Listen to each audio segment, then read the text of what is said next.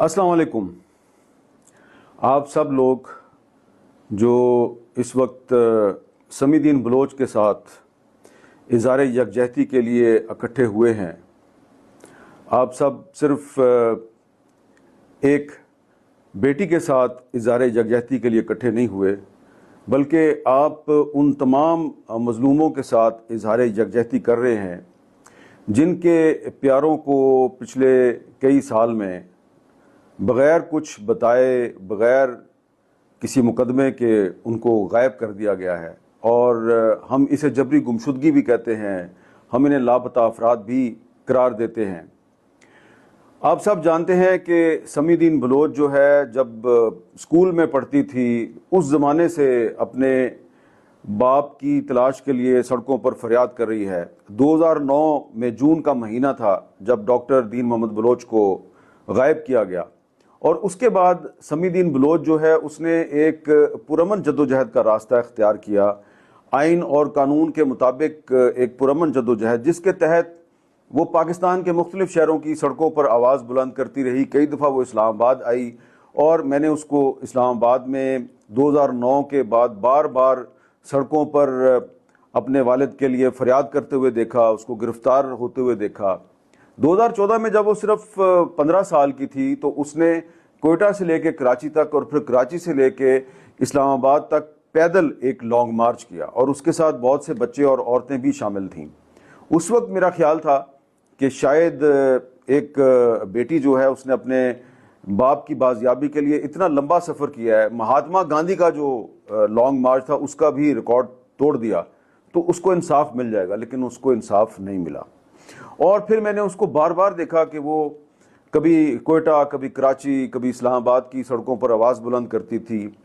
और 2021 भी मुझे याद है जब इस्लामाबाद के डी चौक में समीदीन बलोच जो है वो बहुत सी मजलूम औरतों और बच्चों के साथ डी चौक में धरना दे के बैठी हुई थी, और उसके साथ इस वक्त जो पंजाब की वज़ीर आला हैं मरियम नवाज शरीफ, वो भी उनके साथ बैठी हुई थी, और वो भी समीदीन बलोच की आवाज़ में आवाज़ मिलाकर कह रही थी कि समीदीन बलोच को और तमाम जो बलोचिस्तान के लापता अफराद हैं उनको इंसाफ मिलना चाहिए। उस ज़माने में इमरान खान साहब वज़ीर आज़म थे, समीदीन बलोच की इमरान खान से मुलाकात हुई। इमरान खान ने हुक्म दिया कि इनके वालिद को बाजियाब किया जाए।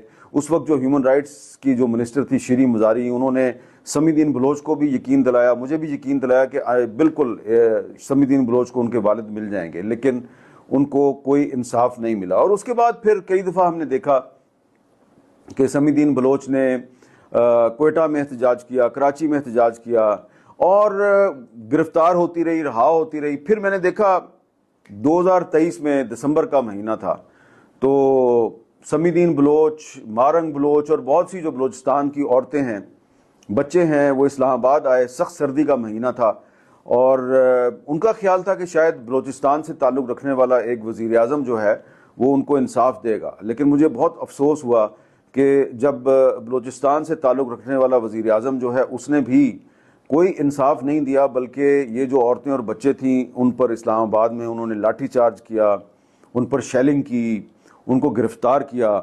फिर ये जो समीदीन बलोच हैं ये इस्लामाबाद हाई कोर्ट गईं, इन्होंने उन सब औरतों और बच्चों की रिहाई को ऑर्डर लिया, उस पर भी अमल दरामद नहीं हुआ। फिर आपने देखा अगले साल ये ग्वादर में गिरफ़्तार हो गई, फिर रहा हुई।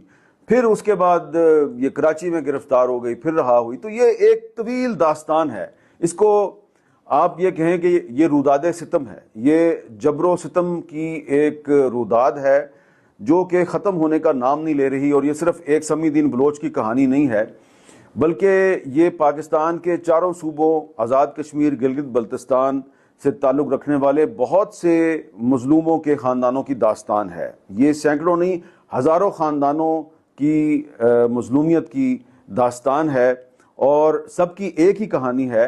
और ये जितने भी लोग हैं ये मज़लूम भी हैं और इनको गद्दार भी कहा जाता है।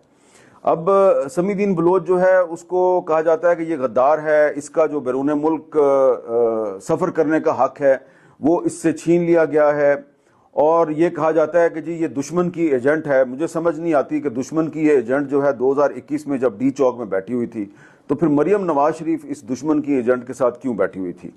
तो ये हमारी रियासत के डबल स्टैंडर्ड्स हैं, तजादात हैं, اور ان تضادات کو ختم کیے بغیر یہ ریاست مضبوط نہیں ہو سکتی.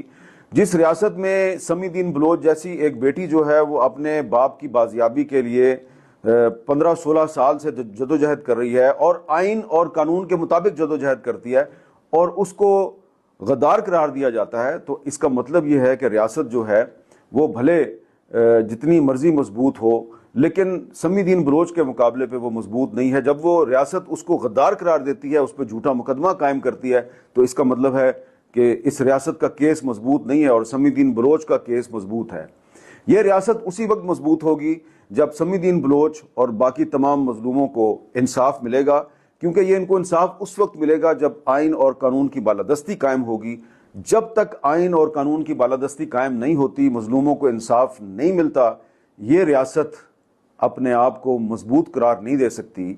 اور جب بھی یہ ریاست سمی الدین بلوچ کو غدار قرار دے گی تو میرے جیسا آدمی یہی کہے گا کہ ریاست جو ہے وہ اپنے جرائم پر پردہ ڈالنے کی کوشش کر رہی ہے. بہت بہت شکریہ.